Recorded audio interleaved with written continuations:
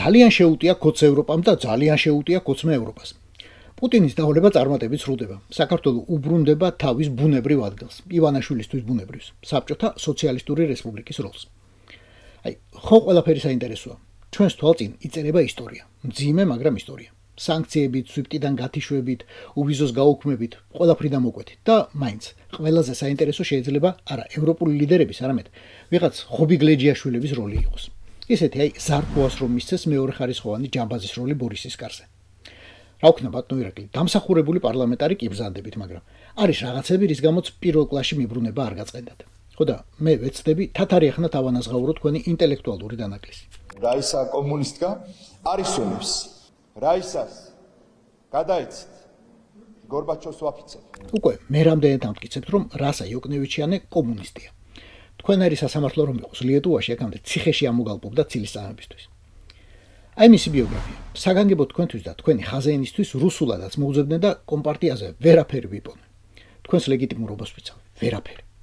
1990 წლებში მუშაობდა ლიეტუვის პროვინციულ საავადმყოფოში პედიატრად.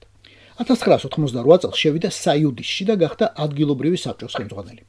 საიუდისი თქვენ არ გეცოდინებათ და ქართული ანალოგი ჩვენი მაშინდელი სახალხო ფრონტი იყო. თუმცა თქვენ არც სახალხო ფრონტი გეცოდინებათ. მოკლედ, საიუდისი იყო, ვინც ლიეტუვაში კომუნისტები დაამხო, მარტივად. მისი თავმჯდომარევანი იყო, არ გეტყვით. სახელი და გვარი არ მოგეწონება და კიდევ რამე აბდურს მორუშავთ. არ გვიდა. რასა იუკნევიჩიანი სეიმში, ანუ პარლამენტში პირველად 1996 წელს აირჩიეს. მას შემდეგ კიდევ აირჩიეს 5 ჯერ. ოღონდ მართლა ირჩევენ იქ დეპუტატებს, მართლა.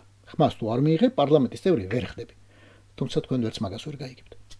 2008-დან 2012-მდე ეს ქალბატონი ლიეტუვის თავდაცვის მინისტრი იყო. 2019 წლიდან კი არის ევროპარლამენტარი. ხო და ყველა ზემოიმერელი პინგვინის სიცოცხლის გაფიცებ. საწერია კომპარტია და გორბაჩოვი. სადაა კომპარტიის ადგილი, თორემ ვიღაცა შეიძლებოდა ამოეშალა ან ლამაზად შეეფუთა. როგორც თქვენი მეგობრები შვებიან.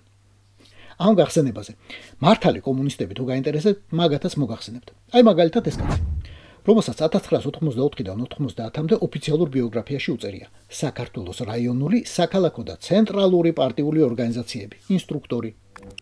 თქვენ ალბათ არც ეგიცით, მაგრამ 1984 წლიდან 90-მდე საქართველოში ერთადერთი პარტია არსებობდა, კომუნისტური. უბრალოდ ბატონ მაგიამ თავისი წარსული ოდნავ შეალამაზა. 6 წელიწადს აწაიღებდა, რამე უნდა ჩაეწერა და სიტყვა კომუნისტური ამოაგდო. ვითომ ვინ რაიც ახლა ანდროპოვის დროს რომელი პარტიის ინსტრუქტორი შეიძლებოდა ყოფილიყო ადამიანი. ამხანაგ ვოლსკის სულ ოდნავ ჩამორჩა ამხანაგი ბენაშვილი. ეგეც სანამ კალადის კაცი გახდებოდა, ბევრ ბარიერზეა გადამხდარი. მათ შორის ურთულესი იქნებოდა 1988 წელს მიღწეული სიმაღლე სსრ უშიშროების კომიტეტის ოპერტანამშრომელი. სსრ თუ არ იცით, საქართველოს საბჭოთა სოციალისტურ რესპუბლიკას ნიშნავს.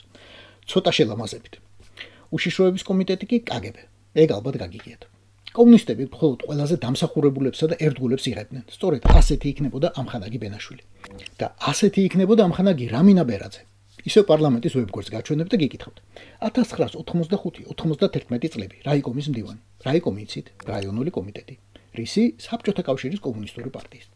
ხო და ბატონო ირაკლი, აწი ვიღაც ყოფილ ლიეტუელ დისიდენტებზე რომ იტყვით, აგდებით კომუნისტია ეგო, გვერდზე გაიხედეთ, მერე გამოიხედეთ. რამდენი თქვენი დღევანდელი კოლეგა გიყურებთ კბილთა ხრჭენი და გულის ჯიბეში, რამდენი ისინჯავს კომპარტიის წითელ წიგნაკს. უხაი ის დრო დააბრუნა და შენ თავი მომცა ხა ცეკას პლენუმზეო.